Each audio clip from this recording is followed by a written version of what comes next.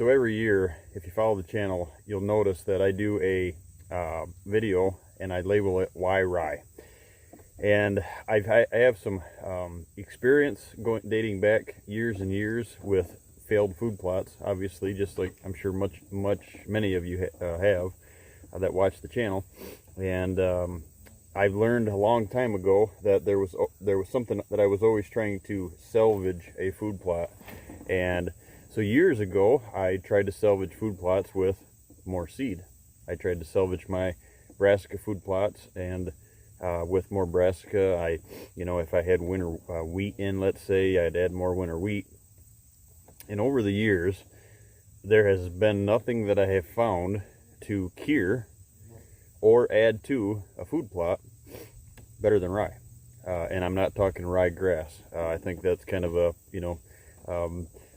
one of those myths out there that if you have a little bit of ryegrass in your seed blends, it's okay.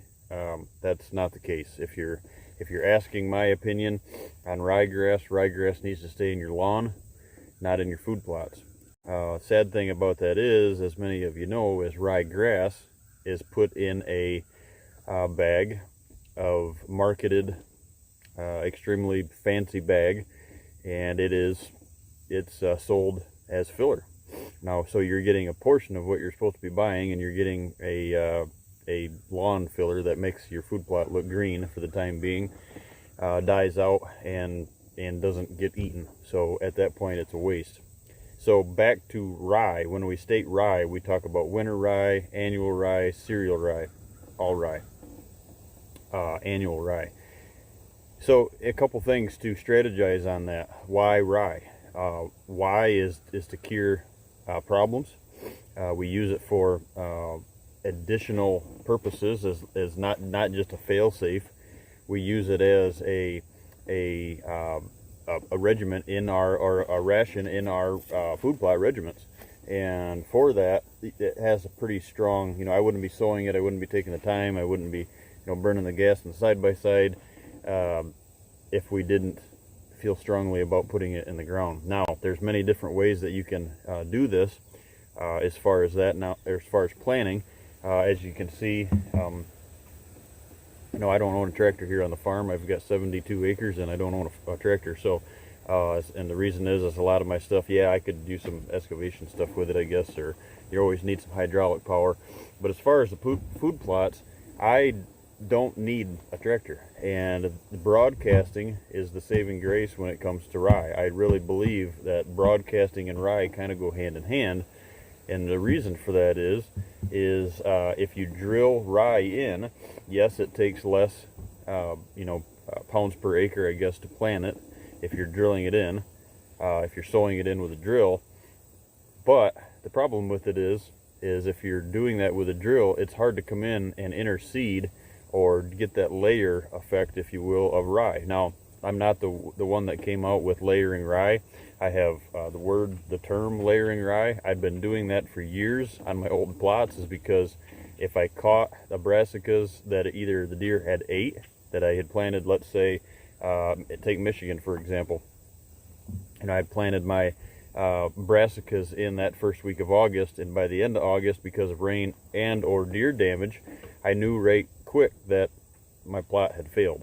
So what I would do is I would back it up with 120 pounds per acre of rye initially, and that helped the process. Now, it helped a few different things. We're also focused a lot of times on the beneficial side to the deer, but a lot of times we forget that, what are we doing to the soil, such as taking your brassicas and not rotating it, from flipping sides. One year it's rye on the one side, or your grains on the one side, your greens on the other. And if you don't do that, you can actually turn your soils toxic.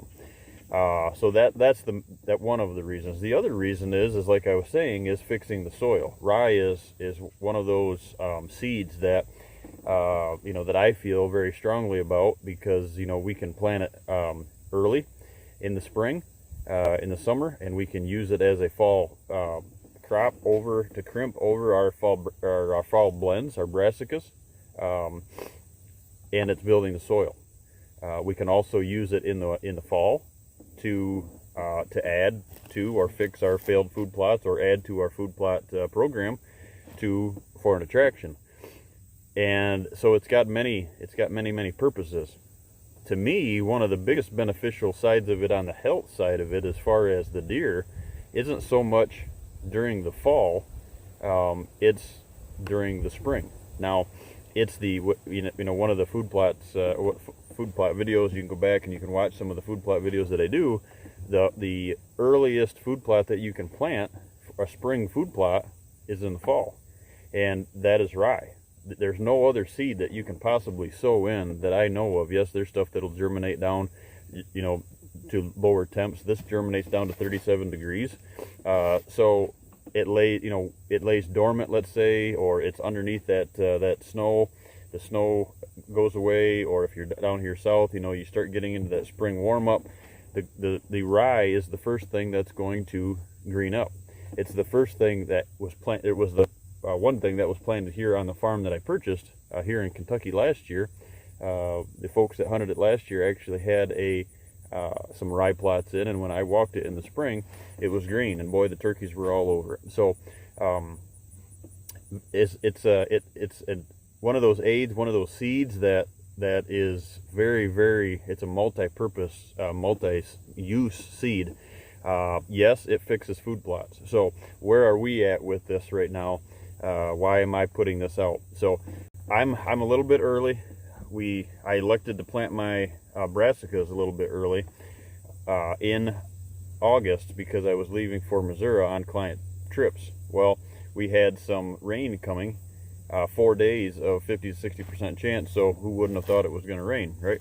Well, I left watching the radar, and I thought for sure I was going to come back to big, beautiful food plots. Well, that didn't happen. I got back and started talking to the neighbors, and we only got a 1/4 inch. Now, Harrodsburg and Springfield on each side of us here got all the rain in the world, and we got a 1/4 inch.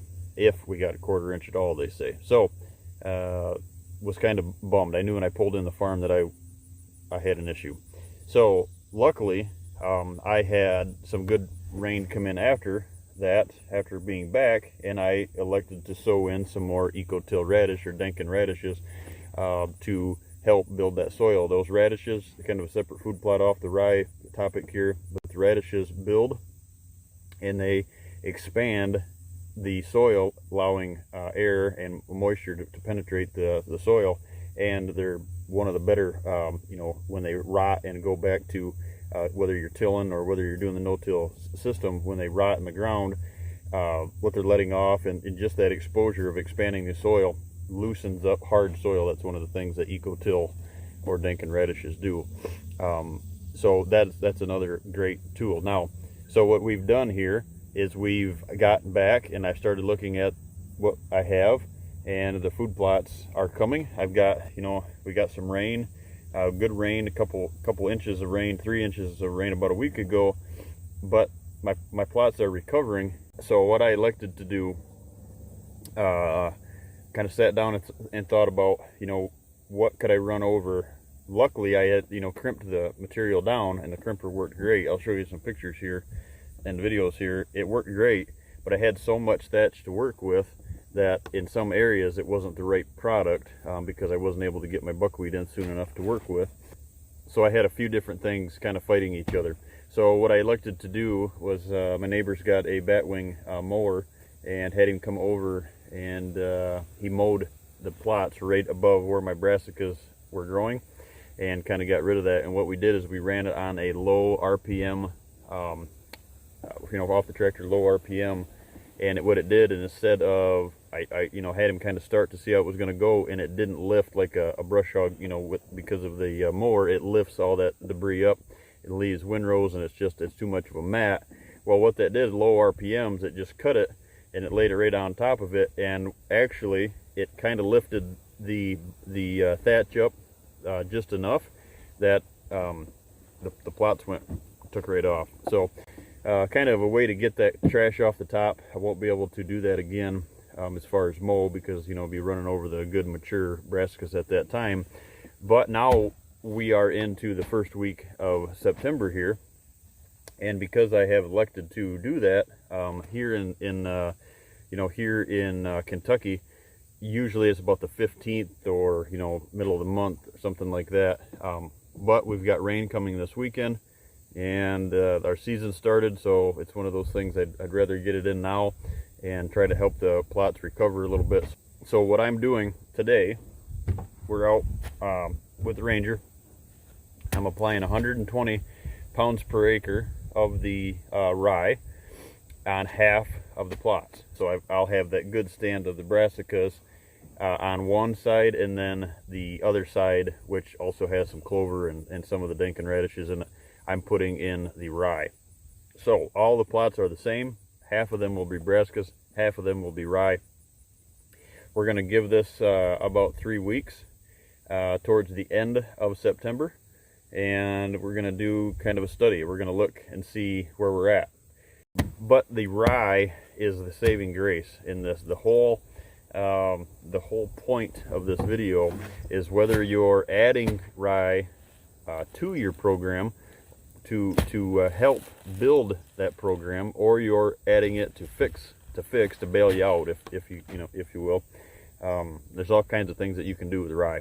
To touch on that, we come back in that 30 days and add more, but instead of 120 pounds, I'm going to add 200 pounds per acre, and that's where you get that density of rye. We're not looking for tall rye, we're not looking for crop, we're not looking for the seed head, we're looking for that green, lush mat of rye for them to forage on.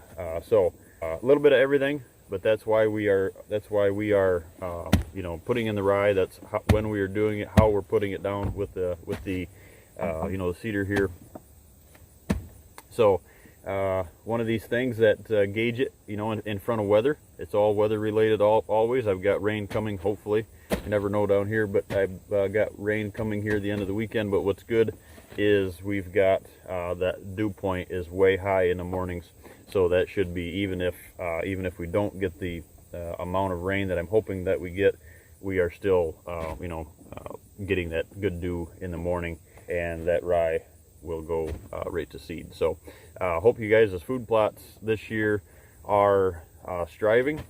If they're not striving, I've got some pictures from some folks in Wisconsin that the plots look amazing. But if you're not one of those and you're struggling like we are here in Kentucky, and some of it's self-inflicted, but some of this is a timing issue for us as well. If you're one of those, go back and bank on rye for the fall, and don't settle for a failed food plot.